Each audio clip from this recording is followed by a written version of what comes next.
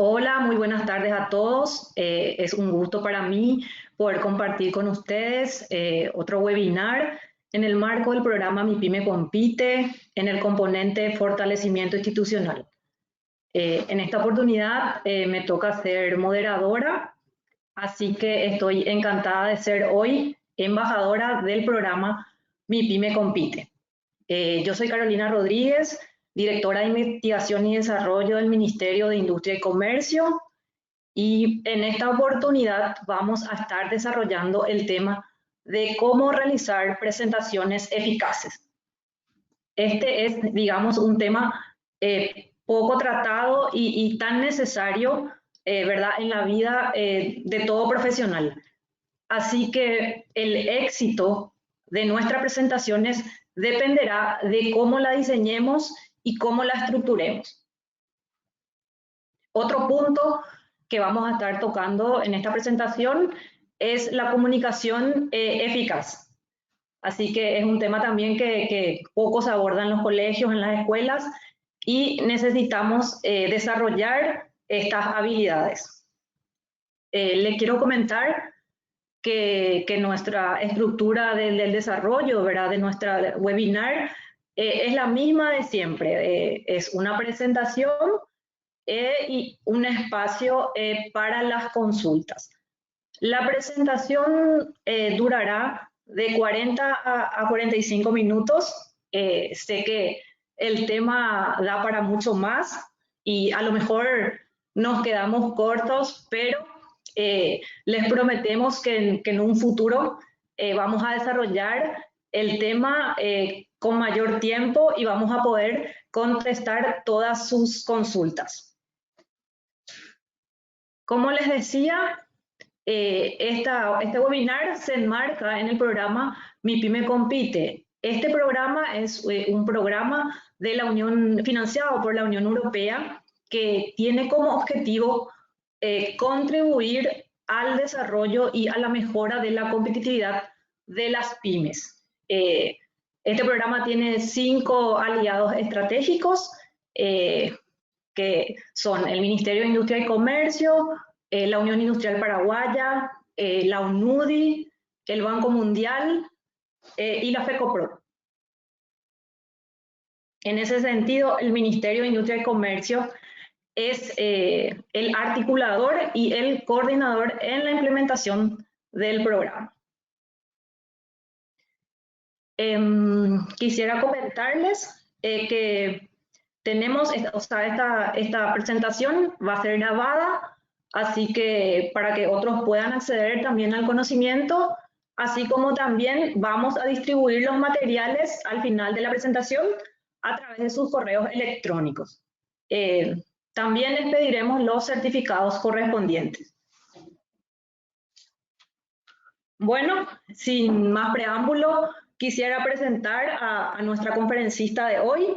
Ella es Narumi Akita, es una experta en comunicación, además de ser una apasionada de la comunicación. Narumi es licenciada en Ciencias de la Comunicación y diplomada en Principios del Pacto Global. Recibió entrenamiento en Visual Storytelling en la empresa Duarte de Estados Unidos. Es consultora de comunicación, brinda sus servicios a emprendedores, empresas, organismos internacionales y al sector público, y lideró varios equipos de comunicación a lo largo de su carrera profesional. También es columnista, editora y es becaria del gobierno de Japón. Así que bienvenida, Narumi, y adelante. Muchas gracias, Carolina, y a todo el gran equipo de Mi Pyme Compite que estuvo detrás de la organización de este webinar, que bien como Carolina lo anticipaba, es un tema muy necesario, no importa en el sector en el que nos desempeñemos, sí o sí va a redituar en agregar valor de forma personal y de forma profesional. Entonces, el tema que hoy nos reúne es cómo realizar presentaciones eficaces. Pero antes de hablar de las soluciones, de los consejos, tenemos que hablar de qué es lo que hace que nuestras presentaciones no sean eficaces. Y quiero empezar hablando del cerebro, porque si desconocemos cómo funciona nuestro cerebro, cómo procesan los contenidos, lo más probable es que nuestros mensajes se olviden o se queden por el camino. Sin embargo, si sabemos cómo funciona el cerebro humano, podemos diseñar presentaciones que sean más atractivas, que capten la atención y que cumplan el objetivo de mover a las personas a tomar una decisión, a cambiar una forma de pensar. Al fin y al cabo, eso es lo que queremos con todas nuestras presentaciones. Y lo que ocurre cuando nosotros simplemente contamos datos y transferimos información, pero no lo hacemos con una estructura que sea atractiva para el cerebro, es que estamos hablando solamente a ciertas zonas del cerebro, como por ejemplo es el área de Broca o el área de Wernicke, que son las áreas del cerebro donde se procesa el lenguaje. Es decir, yo entiendo lo que me están diciendo, reconozco esa palabra, sé ese significado y lo proceso a nivel lenguaje, a nivel intelectual. Pero hay otras formas de comunicación que involucran otras partes del cerebro, como las emociones, como la parte del cerebro que es donde se va nuestra memoria, lo que hace que algo se recuerde, la parte de la imaginación. Entonces hay otras formas que involucran más el cerebro al momento de comunicar o de hacer una presentación. Y esto no nos han enseñado en el colegio, a veces en la facultad tampoco. Y misma yo como profesional, hace 15 años que soy comunicadora y muchas cosas no sabía en su momento porque hoy en día, gracias también a los descubrimientos, a la neurociencia, podemos saber más y cómo elaborar nuestro mensaje de una manera más y más efectiva. Eso es lo que vamos a ver a lo largo de esta presentación, que va a tener mucho de ciencia, pero también vamos a ir descubriendo otros aspectos netamente de diseño, de mensajes, la forma como hablamos, la forma como nos expresamos y que hace que el cerebro sea mucho más atraído hacia ciertas formas de comunicación. Esto que ven aquí es una imagen de un típico proceso de comunicación. Se da cuando hablamos con alguien. De hecho, en este mismo webinar estamos en medio de un proceso de comunicación. Yo soy la emisora, ustedes son los receptores, estoy hablando en un determinado lenguaje que ustedes me entienden, estoy usando un canal y tengo un mensaje que transmitirles. Este proceso de comunicación, a su vez, tiene un feedback o retroalimentación. Ustedes pueden escribir en el chat, pueden hacer llegar después sus impresiones, pero hay un aspecto que está ausente acá y que es el determinante al momento de pensar si nuestra comunicación fue o no efectiva.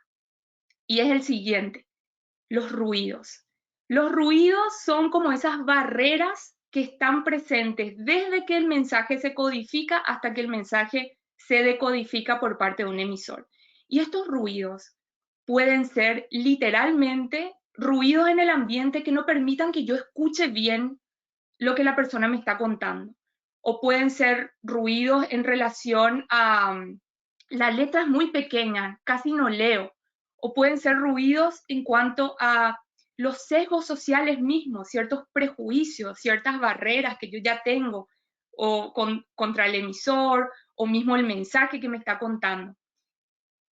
Lo que hace que un mensaje sea efectivo y llegue es poder reducir la mayor cantidad de ruidos desde que se emite el mensaje hasta que llega al receptor. Y en las presentaciones, muchas de ellas terminan siendo inefectivas porque hay mucho ruido de parte de cómo se diseña, cómo se elaboran los mensajes o cómo se entregan los mensajes, y termina siendo que las personas o se aburren, que es la principal queja en todas las presentaciones, o les confunde el mensaje o no les llegó el mensaje y no les movió. Vamos a identificar a lo largo de este webinar cuáles son algunos de esos ruidos dentro del proceso de comunicación y cómo hacemos para disminuirlos. A veces no los vamos a poder eliminar del todo, pero mientras más eliminemos los ruidos en cierto porcentaje, mejores chances para que nuestros mensajes lleguen bien y sean efectivos y cumplan su misión. Y quiero empezar diciendo también que todos somos contadores de historias visuales. Todos sabemos desde niños tenemos innatamente como una creatividad para poder armar historias, para poder crear mundos, para poder expresar ciertas ideas que tenemos. Esta imagen que ven aquí bien podría ser una imagen que les remita a ustedes en su infancia, cuando creaban ciertos mundos y ciertas historias para poder jugar. Entonces, desde niños y niñas traemos cierta creatividad para poder reflejar nuestra comunicación, nuestros mensajes. Es más, nos entusiasma la manera como a veces contamos desde niños. Pero a medida que nos vamos haciendo adultos y nos vamos metiendo un poco más en la caja, algo nos pasa, ¿verdad? Perdemos esa creatividad por el camino y terminamos comunicando de esta manera, de una manera que es muy sobrecargada, de una manera que es básicamente copié y pegué un documento y lo puse en una diapositiva, una manera que es inefectiva y que no refleja realmente creatividad o algo que le atraiga al cerebro. En realidad, este tipo de comunicación repele más el cerebro. Y no creamos o no, nuestra forma de presentar puede afectar nuestra carrera. Bien lo decía Carolina al inicio, necesitamos conocer de estos temas porque son transversales. No importa si somos de la academia, si ya estamos en el ámbito profesional o estamos empezando, la manera como transmitimos nuestras ideas podría catapultar nuestra carrera, podría abrirnos más puertas, o bien esas ideas y esos hallazgos, descubrimientos que tenemos que son muy importantes por no saber expresarlos y hacer llegar bien el contenido, terminan siendo olvidados, no tenidos en cuenta o incluso no nos dan la oportunidad para acceder a otros espacios más importantes. Por eso es fundamental manejar también el arte de poder dar presentaciones. La agenda que vamos a seguir hoy es que vamos a hablar del contexto, a quién va dirigida nuestra comunicación, vamos a hablar del contenido, cómo elaborar nuestros mensajes, vamos a hablar de cómo diseñar los mensajes y ponerlos ya sea en un PowerPoint o un Keynote o otra herramienta que utilicemos para las presentaciones. Y finalmente, nosotros, el día que llega que tenemos que hablar de la idea, cómo terminamos presentando. Así que iniciamos con el punto número 1 que tiene que ver con el contexto, a quién le vamos a hablar. Dice una frase que me gusta mucho de Ken Hammer: hacer una presentación sin pensar en una audiencia es como escribir una carta de amor y dirigirla a quien corresponda. Es muy triste que las presentaciones que hagamos siempre sean la misma, las enlatemos y ni siquiera pensemos a quién le estamos hablando, quién está recibiendo nuestro mensaje, qué características tiene esa persona. Lo mismo, no escribimos una carta de amor y simplemente la lanzamos al viento. Conocemos específicamente a quién le estamos escribiendo y qué tocaría o incluso le emocionaría de parte de nosotros. Entonces, ¿cómo le conocemos a nuestro público en esta parte del contexto? ¿Dónde voy a hablar? ¿A quién le voy a hablar? Hay 4 preguntas, puede haber muchas más, pero 4 preguntas con las que quiero que pensemos al momento de dar presentaciones. En primer lugar, ¿qué les caracteriza a este público a quien le estoy hablando? ¿Son hombres, son mujeres? ¿Es una audiencia mixta? ¿Son jóvenes o están ya más en una etapa profesional más avanzada? ¿Tienen mucho tiempo, tienen poco tiempo? ¿Qué tipo de carrera siguieron? ¿Cuáles son sus hobbies? ¿Qué será que hacen en su tiempo libre? Hacernos una serie de preguntas con respecto a nuestra audiencia e imaginarnos, o incluso a veces podemos pedir una lista de quiénes son las personas que van a participar en nuestra charla, en nuestra presentación, en nuestra reunión, y ahí vamos a tener una mejor idea de cuál es el perfil de las personas a quienes vamos a hablar. Lo siguiente que es fundamental es cuánto saben de mi tema. Fundamental saber si saben mucho, si saben más o menos o es un nivel muy básico, muy principiante. Ocurre que a veces llegamos con presentaciones en un nivel ya cognitivo o en un nivel de conocimiento mucho más elevado del que tiene nuestra audiencia y corremos el riesgo de que no nos entiendan. Por eso es fundamental saber si tenemos que empezar con lo básico o cuánto saben de nuestro tema. Lo otro es qué problema enfrenta mi público. Siempre tengo que partir de eso. ¿Qué valor les puedo agregar? ¿Con qué están lidiando ellos ahora? ¿Qué solución yo les puedo ofrecer y les puedo brindar a partir de este mensaje que tengo? Porque el cerebro humano está muy atraído a prestar atención a aquello que le va a resolver un problema y le va a ayudar a su supervivencia. Y lo último es, ¿cuándo se siente respetada mi audiencia? Este no es un tema menor. Puedo tener la mejor presentación bien diseñada, puedo estar muy segura de mi tema, conocerlo, dominar el tema, expresar mi mensaje, pero si termino hablando de una manera que falto el respeto, me termino vistiendo de una manera que falto el respeto, o soy impuntual, o rompo ciertas reglas del contexto donde me toca hablar, acuérdense, y les voy a mostrar en unas diapositivas más, las emociones juegan un rol muy importante dentro de una presentación. Si intelectualmente lo que estás expresando es brillante, pero al mismo tiempo hay algo que está haciendo que le faltes el respeto a tu público, las emociones le van a ganar a la lógica y lo más probable es que tu público se cierre. Entonces es muy importante, antes de dar una presentación, ¿qué caracteriza a tu público? ¿Cuántos saben de tu tema? ¿Qué problemas enfrentan? ¿Y qué podrías hacer o demostrar para que ellos se sientan respetados por tu parte? Vamos al siguiente punto, el contenido. Ya sé a quién le voy a hablar y ahora qué les voy a decir, cómo voy a elaborar mi mensaje. Y aquí quisiera sugerirles que elijan una gran idea, no un montón de ellas, una sola. A pesar de que nuestra presentación puede tener varios contenidos, varias ideas, tiene que haber una que sobresalga sobre todas. Y si alguien te preguntase, de todo lo que vas a hablar en 45 minutos, ¿qué es lo más importante que tu público se tiene que acordar? Esa sería tu gran idea. Ahora, la pregunta que viene a continuación es cómo yo puedo filtrar o cómo puedo elaborar una gran idea. Les voy a dejar una fórmula y es la siguiente. Tu gran idea es una suma entre tu punto de vista sobre un tema y la implicancia. Es decir, si vos tenés una forma de pensar sobre cierto tema, una opinión, si la gente sigue tu opinión, ¿qué es todo lo bueno que puede ocurrir en sus vidas?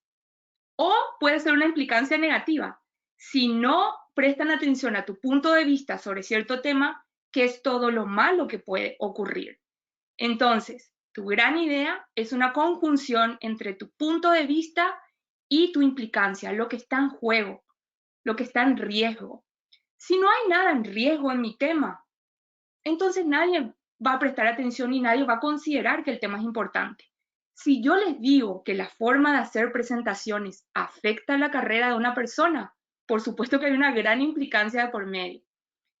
Ahora, yo ya comuniqué mi gran idea al inicio de este webinar, por si alguno no lo haya captado, entonces aquí voy a mostrarle de cómo yo la construí. Pero antes de mostrarles cómo se construye una gran idea, les muestro lo que no es una gran idea. Si yo pongo la comunicación y el cerebro, es un tema, y es un tema neutral. Yo aquí no sé cuál es la opinión de la persona y tampoco sé la implicancia. Solamente sé el tema. Pero una gran idea es la siguiente. Si desconocemos cómo funciona el cerebro, perdemos y nuestro mensaje se olvida. Ahí se dan cuenta que hay un punto de vista y también hay una implicancia. Y está planteado de una forma negativa, pero también podría plantearse de una forma positiva. Si yo conozco cómo funciona el cerebro, gano en mi comunicación. Y mi mensaje se va a recordar. Otro ejemplo, no es una gran idea la importancia del diseño en la presentación. No me denota cuál es el punto de vista y tampoco la implicancia. Pero si digo, un buen diseño complementa el contenido, un buen diseño complementa el contenido y no genera distracción. Ahí sí tengo un punto de vista y ahí también tengo una implicancia. No le voy a competir a mi contenido, sino que le voy a complementar. Entonces, una vez que definís tu gran idea, tenés que hacer que sea transversal. Tiene que aparecer a lo largo de toda tu presentación aunque vos tengas algunos puntos que vas a desarrollar, es mejor ir repitiendo para que la audiencia sepa que eso es lo más importante que vos querés transmitir en tu presentación. Si la gente se recuerda de todo, menos de tu mensaje, ahí fallamos. Si se recuerda tu sentido del humor, si se recuerda más de tu maquillaje, si se recuerda la forma como estabas peinado, si se recuerda el chiste que hiciste, si se recuerda de tu carisma, pero se olvida de tu mensaje, es una falla. Nuestro mensaje tiene que ser el protagonista. Ahora, ayuda a que tengamos carisma, ayuda a que estemos bien vestidos, ayuda a que tengamos sentido del humor, por supuesto que ayuda. Que tengamos una linda presentación, un buen diseño, todo tiene que complementar, pero tu mensaje en ese sentido tiene que recordarse. De lo contrario, no vas a lograr el objetivo que te propusiste, que es mover a las personas. ¿Mover de qué? Tenés que moverle a las personas de una forma de ser o de hacer las cosas o de pensar a una nueva forma de hacer o de pensar. Y para eso tu gran idea te va a ayudar. Sobre todo cuando hables de lo que implica, de lo que está en riesgo, este tiene que ser el objetivo de toda gran presentación, mover a las personas a la acción. Y también en cuanto al contenido, las historias ganan. ¿Por qué? ¿Por qué se habla tanto del storytelling? ¿Es algo quizás que está de moda o ahora recién surgió? Y la verdad que no. El arte de contar historias existe desde que el ser humano es ser humano. Tenemos innatamente la capacidad de poder contar historias. Ahora, con esto no les quiero decir que cuando tengamos una presentación empecemos hablando de alguna anécdota o precisamente de Blancanieves o de alguna otra historia de ficción. No. Lo que les propongo con esto en cuanto a que las historias ganan es lo siguiente: usemos la estructura persuasiva que tienen las historias. Las historias tienen un principio que empiezan con un balance, es un mundo normal, pero luego ocurre algo, hay un problema, hay una tensión, un desequilibrio que hace que nuestro cerebro busque resolución a ese desequilibrio, a ese problema, y finalmente viene la solución, viene el llamado a la acción, viene lo que cierra el círculo, eso que estaba incompleto, eso que estaba por querer resolverse. Esta es la estructura persuasiva que tienen las historias y que nos encantan. Por eso nos gustan los libros, las películas, las series, todas siguen de alguna manera esta estructura. ¿Por qué? Porque nuestros cerebros están programados para prestar atención a lo que está sin resolver. Esa es la razón por la que hoy nos despertamos y lo primero que pensamos es en todos nuestros pendientes, en todas las cosas que no pudimos terminar, porque nuestro cerebro tiende a prestar más atención a lo que no está todavía por resolverse. Por eso no nos gusta tampoco cuando nos cuentan el final de la película, porque de alguna manera el cerebro pierde ya interés porque ya conoce el final. Clave es usar una estructura donde nosotros vayamos llevándole al público hacia esa escena climática que sería la resolución del problema que presentamos al inicio. Y volviendo al cerebro y por qué las historias le atraen tanto al cerebro, vamos a entrar de vuelta un poco de ciencia. Y aquí tenemos tres, bueno, en realidad sería cortisol, que es una hormona, la dopamina, que es un neurotransmisor, y la oxitocina, que es también una hormona. Y les voy a contar rápidamente cuáles son las características de estos tres elementos que les estoy citando y por qué cuando yo cuento una historia, esto se desata en el cerebro y qué efecto tiene. Cuando yo cuento una historia y algo está sin resolver y genera tensión, entonces se libera la hormona que se conoce como la hormona del estrés, que es el cortisol. Es lo que hace que prestemos atención, que estemos como en estado de alerta. Obviamente, cuando hay mucho nivel de cortisol, la persona sí ya entra en un nivel de estrés que no es sano. Pero en bajas dosis sí, el cortisol lo que hace es que prestemos atención a lo que nos están contando. En cuanto a la dopamina, cuando nosotros contamos una historia, lo que hacemos también es activar ciertas partes del cerebro conectadas al placer, a las emociones. Y las emociones, cuando van atadas de un aprendizaje, lo más probable es que tendamos a recordarlas más, que vayan a nuestra memoria, ya sea de corto, de mediano o de largo plazo. Por eso es fundamental apelar también a las emociones. Y la oxitocina, que es la hormona que se le conoce la hormona de la empatía. Cuando yo cuento una historia, te meto en un mundo, te meto en unas circunstancias donde vos te sentís identificado, te sentís identificada. Y eso es lo que se genera en el cerebro también. ¿Cómo se genera la empatía? Gracias a la oxitocina. Y también cuando nos sentimos identificados con algo, lo más probable es que podamos tomar una decisión. Usando otra analogía, cuando solamente en un proceso de decisión, yo estoy haciendo una presentación, que quiero que alguien decida algo, cuando solamente apelo a la lógica viene a ser como ese guía que está sobre un elefante, ¿sí? Tiene un control, puede dirigir hacia dónde se va el elefante, pero el elefante son las emociones, y es mucho más fuerte y es mucho más grande, y si la lógica y la emoción entran en el conflicto, ¿quién les parece que va a ganar? Las emociones.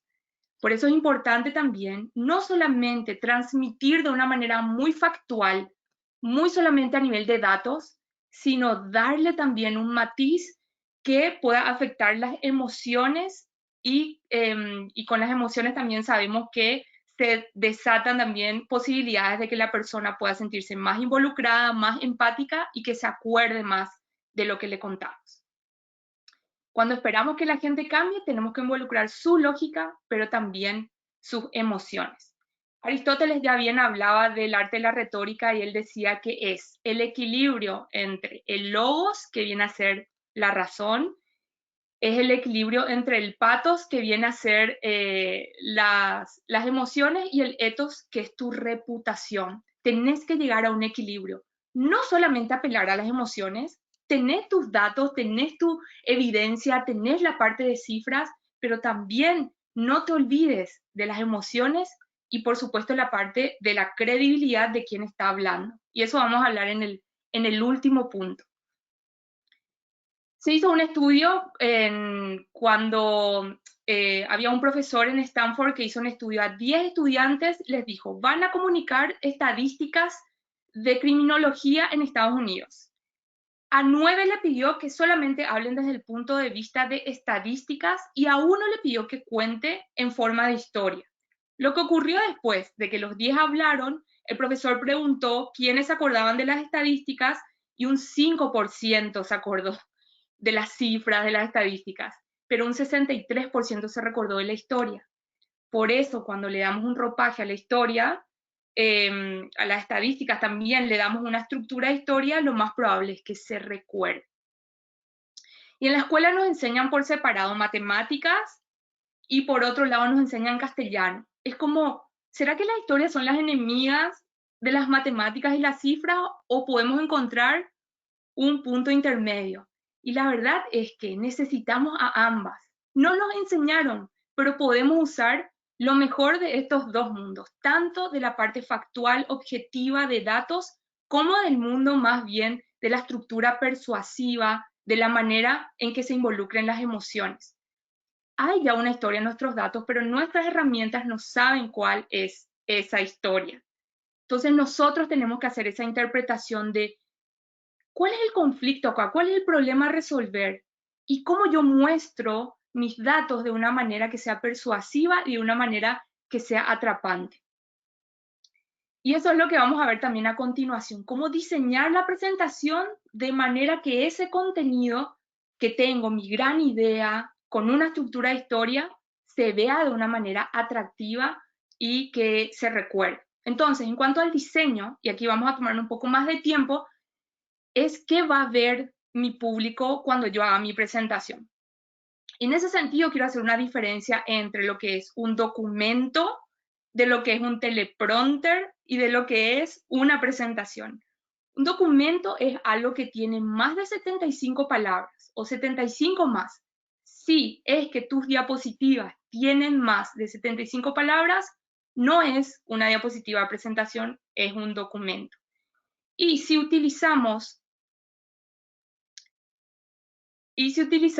en cuanto al teleprompter, si usamos nuestras presentaciones más bien para leer nuestras diapositivas, estamos usando teleprompter como lo hacen los que leen las noticias, los presentadores de noticias, y denota nuestra inseguridad al momento de presentar. Si solamente leo y yo no estoy involucrado y no manejo mi tema.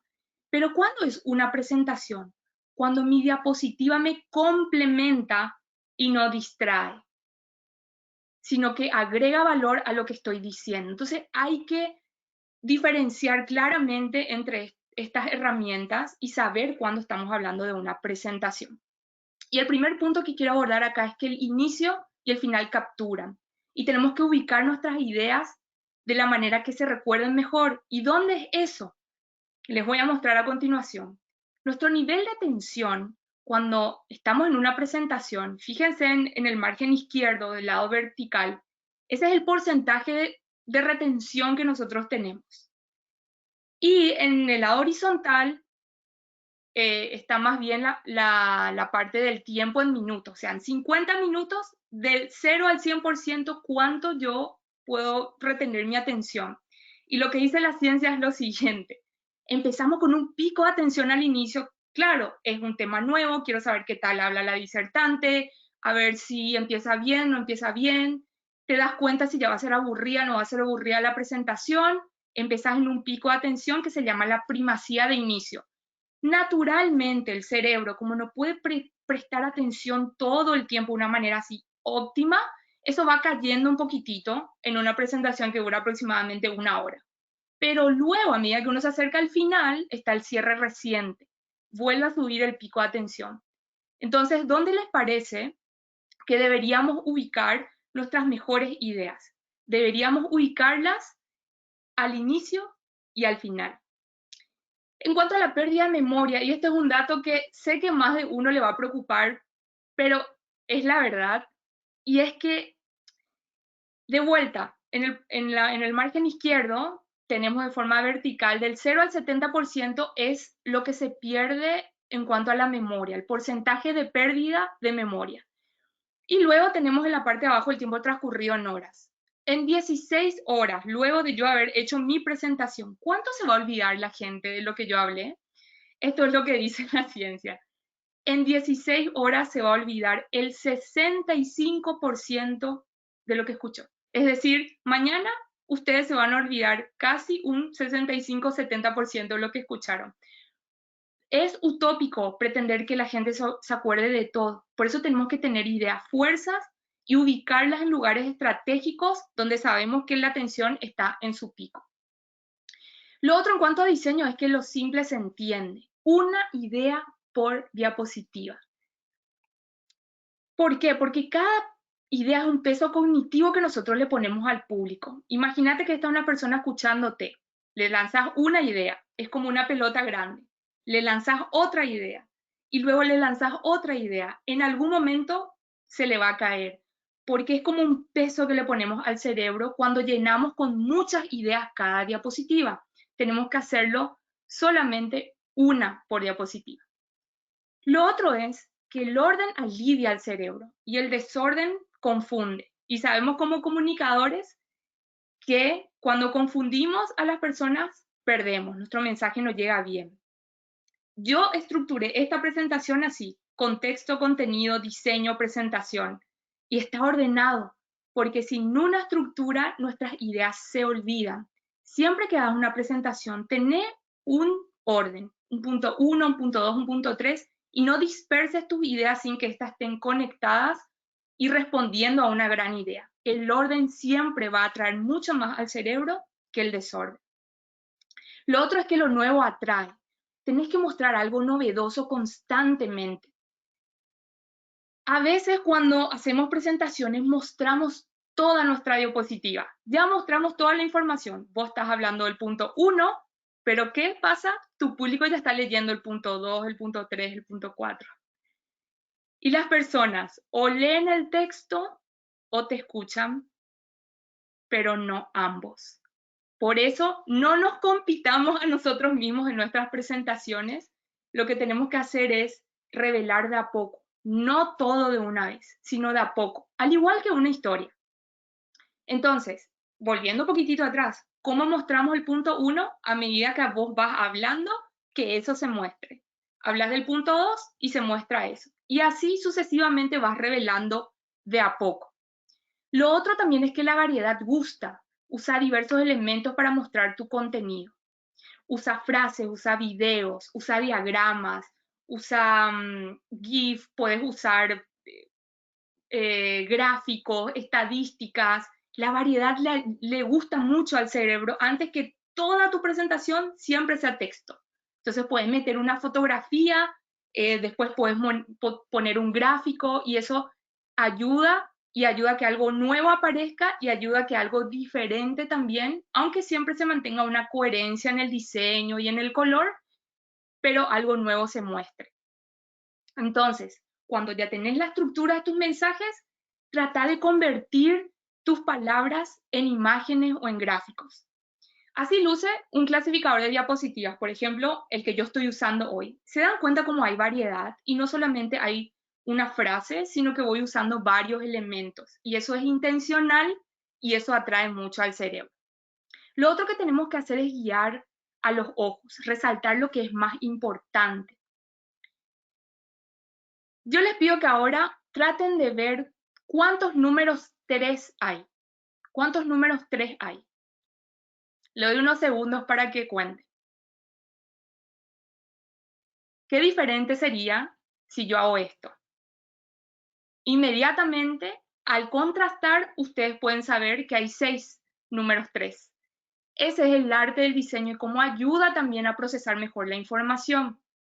Porque una comunicación que requiere mucho esfuerzo es como una niebla y la información que requiere un gran esfuerzo es ignorada, lastimosamente. Entonces tenemos que ser lo más claro posible. Lo mismo que les muestra aquí, una serie de elementos y yo pretenda que ustedes sepan cuál es el punto más importante o dónde quiero que fijen su atención. Es diferente si hago esto. De vuelta, el diseño y el contraste nos ayudan en ese sentido a resolver. Sin contraste, estamos muertos, dice un diseñador. Podemos usar como contraste el tamaño, podemos usar la forma, podemos usar el contraste para que enseguida notemos el punto principal, la sombra, o podemos usar el color, se dan cuenta, es diferente, enseguida salta en la pantalla, o la proximidad o no de algo. Y lo otro en cuanto a diseño, el último punto de diseño es que la claridad tiene que ganarle a todo. Que tu diseño nunca le compita a tu mensaje. Tu público tiene que procesar tu contenido inmediatamente. Existe algo que se llama la regla de los 3 segundos. Rápido, sin demasiados elementos que confundan. Entonces, los fondos a veces compiten al contenido. ¿Qué distinto sería si yo hago esto? ¿Verdad? Es mucho más atractivo para el cerebro y mucho más fácil de captar que cuando le recargo con muchos elementos. La tipografía, siempre elegí la más legible antes que la que sea quizás un poco más linda y artística, pero no se lee fácilmente. En tu texto, siempre preferí usar texto grande, intentar no bajar de 28 puntos, que es exactamente lo que marqué ahí en amarillo, menos que eso ya no se lee y parece un documento. Tu tamaño, en minúscula se ve mejor antes que pongas todo en mayúscula a veces porque das la sensación de que estás gritando. Tu gráfico, ¿sabían que las barras se leen y se procesan más rápido que las tortas? Y más todavía si pongo en 3D. Tenemos que saber qué tipo de gráficos usar que se van a poder comprender mejor. Y en cuanto a tu extensión, acordate siempre, es una presentación, no es un documento. Mientras uses una idea por diapositiva, mientras más corta y más concisa, mucho mejor para ser procesada. Y tu alineación, alineado a la izquierda, se lee más rápido, a diferencia si centramos todo nuestro texto. En cuanto a nuestro espacio, si vamos a usar viñetas, siempre un buen espacio entre una y otra, no tener varios subpuntos y no tratar de llenar toda la diapositiva. Es un error tratar de llenar todo. Así como necesitamos que alguien que no para de hablar se calle para tener un respiro, de la misma manera en diseño necesitamos espacio y descanso visual. Entonces no llenemos toda la diapositiva y usemos bien el espacio. Y el balance, que por si no sabían, existe algo que se llama las líneas de referencia. No poner tu sangría en cualquier lado, ubicar tu texto en cualquier lado, tener un balance. Al cerebro, si bien no sabe muy bien esto del punto de vista matemático, intuitivamente el cerebro cuando mira algo es como que sabe cuando está balanceado y armonizado y cuando no. Y en cuanto a tus imágenes, siempre usa las más poderosas, las que pueden contrastar, las que van a reforzar bien tus ideas. Eso en cuanto al diseño, hay mucho más por decir, es toda una ciencia, ni siquiera hablamos de los colores, que es todo un aspecto muy importante, pero como esto es como la punta del iceberg en cuanto a las presentaciones, vamos a ir solo con lo esencial. Y para terminar, hablando de la presentación, finalmente cómo vos vas a decir y expresar tu mensaje. Tenés que mostrar como presentador empatía y autoridad, en ese orden. ¿Empatía en qué sentido? Y les voy a mostrar una imagen de una película, Karate Kid, para aquellos que en los años 80 pudieron ver esta película, entre el señor Miyagi, que era como el sensei, el profesor de karate, y Daniel LaRusso, Daniel San, que era el aprendiz. Cuando nosotros damos una presentación, el héroe viene a ser nuestro público, el que va a tomar la decisión, el que efectivamente a través de las herramientas y conocimientos que le demos va a cambiar algo en su mundo. Nosotros tomamos el rol del guía, del mentor. ¿Por qué empatía? Yo ya pasé por este camino, sé lo que se siente tener ese problema. Y como ya pasé y aprendí cosas, entonces ahora te puedo transferir ciertos conocimientos. No empezar hablando de la autoridad o la de credibilidad en el sentido de que las personas van a interpretar que nosotros queremos ser el héroe, queremos ser los protagonistas, cuando en realidad esta presentación no se trata de nosotros. Yo soy consciente que ustedes no me vinieron a ver a mí. Muchos de ustedes no tenían ni idea quién era yo. Ustedes vinieron a ver qué tenía yo para decirles para que ustedes resuelvan algún problema en sus presentaciones que les haga ser mejores. De la misma manera, siempre presentarnos con mucha empatía, conociendo qué le está afectando a nuestra audiencia, a nuestro público, y luego mostrar autoridad, qué nos hace expertos en el tema, qué nos hace tener conocimiento para compartir. Lo otro es resaltar con nuestra voz, usar diferentes matices, intenciones, no hablar en una misma línea aburrida siempre. Nuestra voz es multitalentosa, podemos ser firmes o podemos ser humorísticas, cautelosas, críticas, emocionales o bien motivadoras. Darle distintos matices para no aburrir y para mantener también a las personas prendidas. Lo otro es que tenemos que mostrar lo que decimos. ¿Y cómo hacemos eso? Usando nuestras manos. En esta imagen yo les pregunto, solamente juzgando por los gestos y el uso de las manos y las expresiones, ¿a qué charla entrarían ustedes? ¿A la charla de la persona que solo está leyendo y hace esto? ¿A la charla de la persona que solamente tiene este gesto? ¿O alguien que tiene gestos amplios y ricos? Entonces no tengan miedo de que a medida que hablan, usen sus manos y proyecten también con su voz. Y lo último, y terminamos con esto, hazte memorable tu presentación. ¿Para qué? Para que cuando tu presentación termine, igual la gente continúa hablando de eso. Se va a almorzar, se va a tomar un café y siga comentando lo que vio, lo que escuchó. A veces podemos usar ya sea frases que sean pegadizas, que sean repetitivas, y otras veces podemos hacer cosas fuera de la caja, como las que hacía, por ejemplo, Steve Jobs, considerado uno de los comunicadores también más atrayentes y más dinámicos.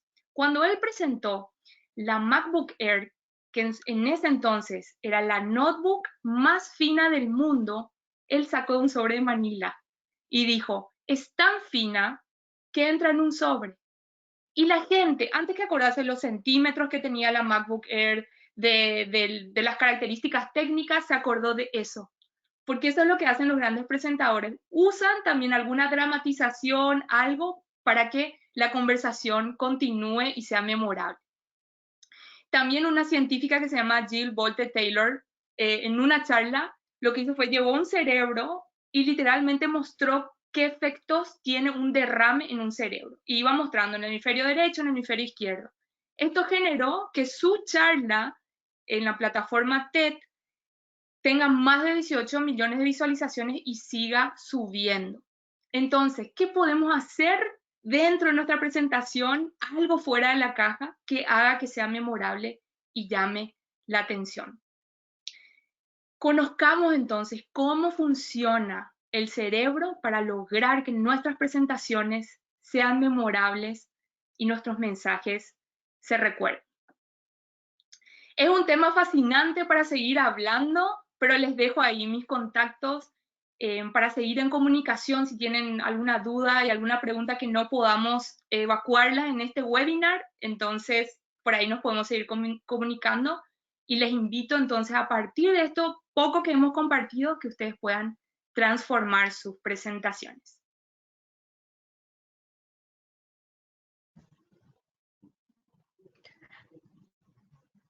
Muchísimas gracias, Narumi. Excelente presentación. La verdad que el tema es muy interesante y da mucho para hablar. Así que a continuación se abre un espacio de consultas, entonces quisiera compartir contigo algunas preguntas.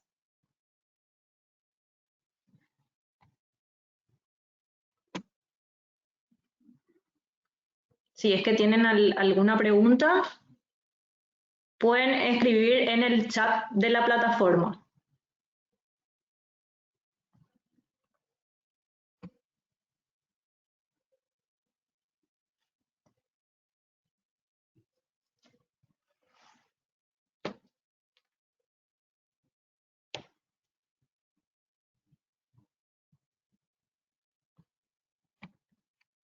A ver. ¿Un poco tímidos, parece?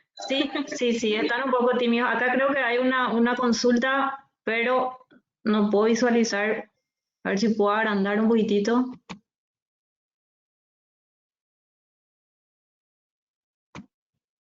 Voy a expandir. Acá tenemos las primeras preguntas, pero voy a ir al inicio porque pasa súper rápido.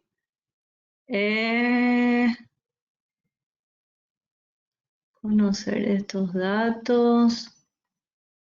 Buenas tardes. La cantidad de diapositivas, ¿cuál es el número ideal? Consulta. Lilian. Qué buena pregunta. Esa es una excelente pregunta. A veces va a depender del tiempo que tenés, pero yo te diría no te ates porque es preferible, ojo, tener 10 diapositivas con una idea por diapositiva que tener una diapositiva con 10 ideas. Entonces, va a depender que sepas manejar el flujo del tiempo. Y por otro lado, mi recomendación a veces la gente piensa que porque tenés muchas diapositivas vas a ser más largo, pero depende del tipo de dinámica y ritmo en el que lleves tu presentación. Pero si podés decir algo en 10 diapositivas, en 15 diapositivas y no en 90, mejor, ¿verdad? Pero va a depender mucho también, yo soy más del estilo de solamente hacer una idea por diapositiva, entonces va a depender mucho de cómo manejes tu tiempo, porque a veces decimos una y pensamos que por tener una ya hicimos bien porque condensamos todo en una, pero recargamos tanto que terminamos confundiendo y dando demasiado peso cognitivo a la presentación. Así es.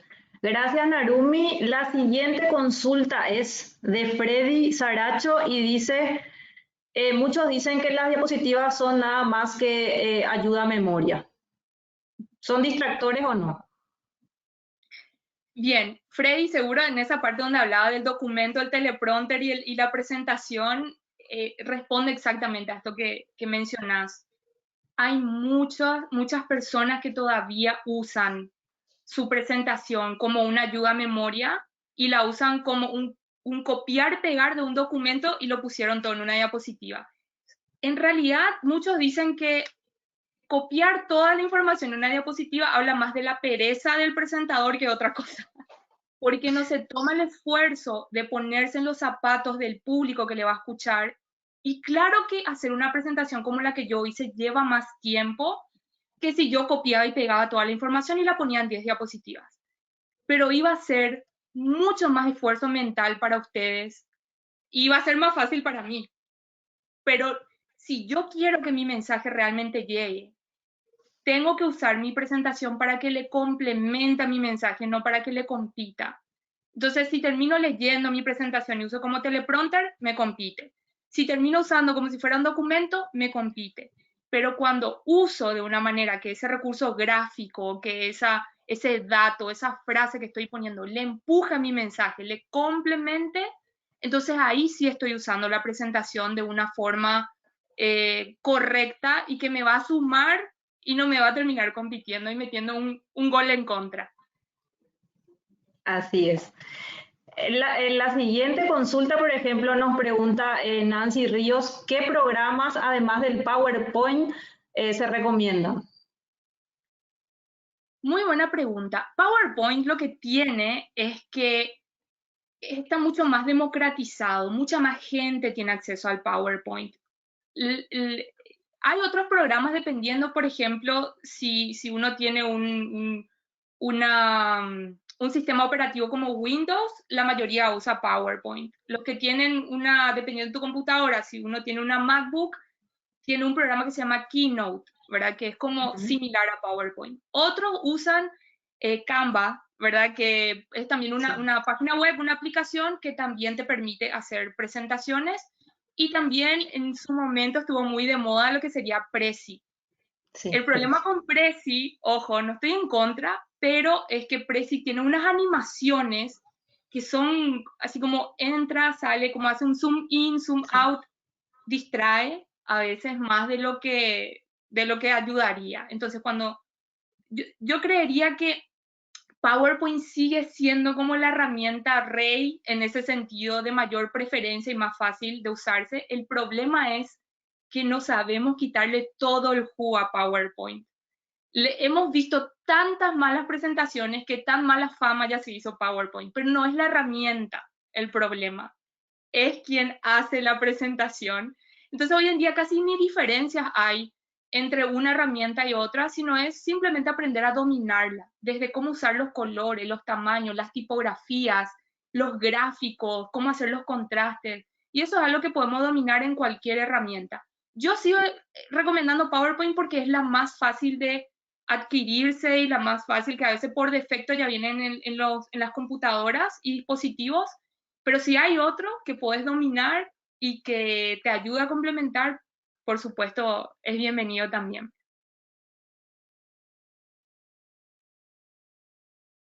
Perfecto. Otra consulta es si posterior a un video es bueno, o sea, es bueno seguramente plantear las preguntas guías. Bueno, depende. Yo soy de la del más de la tendencia de querer dejar preguntas hacia el final, porque la persona cuando me escucha ya va a tener como los cimientos en base a qué preguntar.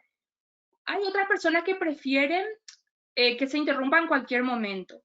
El problema con eso es que a veces perdés el dominio de tu tiempo, porque tenés una presentación que hacer, supongamos, de 40 minutos, si todo el tiempo estás dejando que te hagan preguntas-respuestas, entonces ahí se puede generar una cuestión de falta de dominio del tiempo.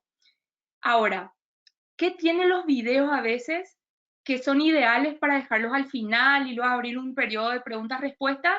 Que muchos de los videos a veces también tienen como ese matiz más emocional, muchos de ellos tienen música o tienen algún mensaje, entonces apelan más a las emociones, le dejan más sensible al público, le dejan como en un lugar como mucho más receptivo. Depende también, porque a veces puede ser un video bien institucional, informativo, ¿verdad? Pero en todo va a depender de qué emoción querés generar para pasar a las guías y las preguntas. Entonces, puedes poner un video en el medio y generar tus preguntas ahí, o puedes hacerlo hacia el final, pero el video siempre puede ser también un buen recurso para incluir dentro de nuestras presentaciones, siempre y cuando no sean muy, muy largos, ¿verdad?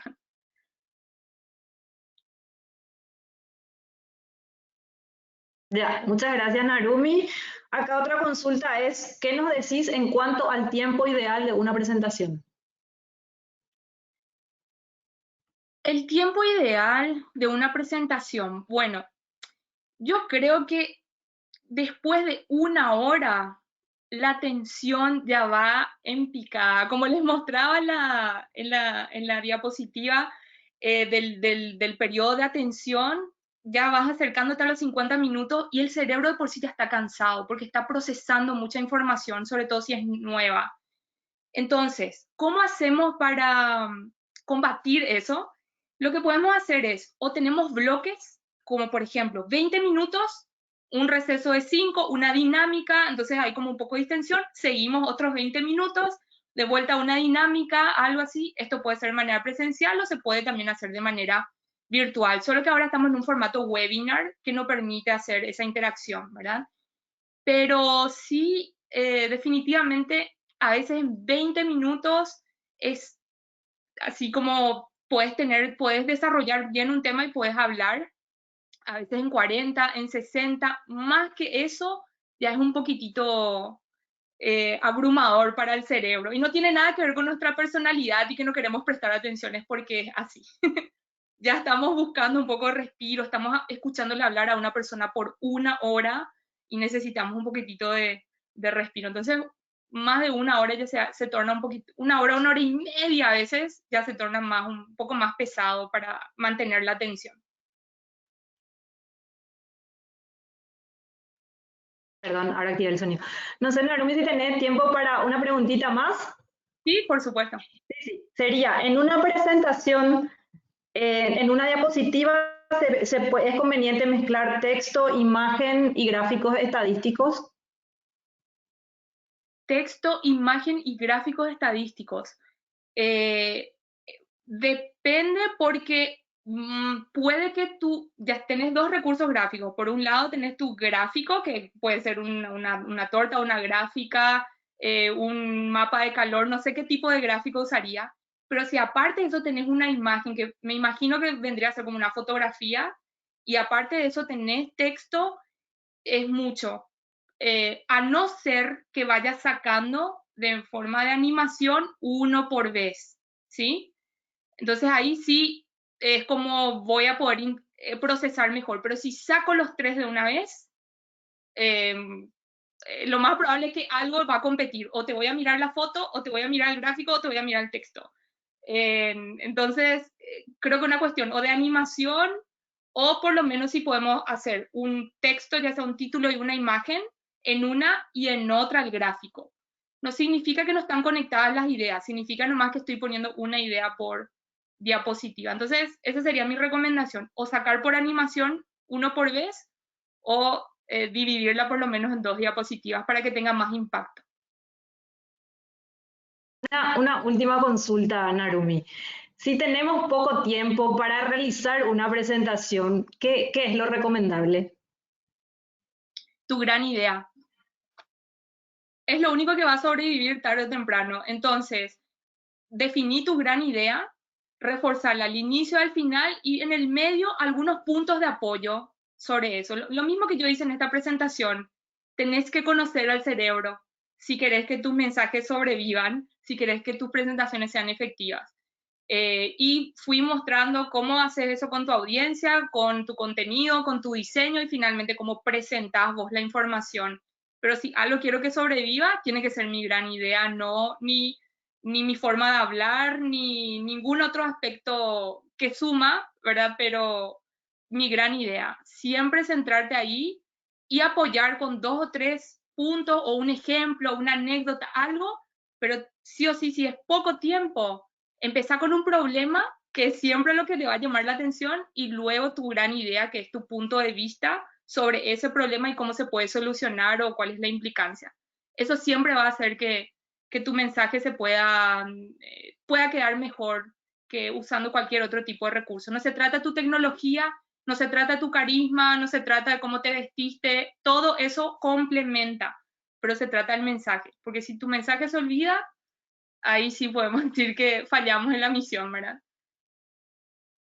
Muchísimas gracias, Narumi. La verdad que existen muchísimas preguntas que quedan todavía por contestar. y el tema da para más, así que, no sé, te comprometemos a otros talleres más adelante y bienvenida siempre. Quiero agradecerte toda la predisposición, quiero agradecer también a los participantes y bueno, estaremos reuniéndonos en otra oportunidad. Muchísimas gracias. Muchas gracias, Carolina, y a las órdenes siempre. Gracias.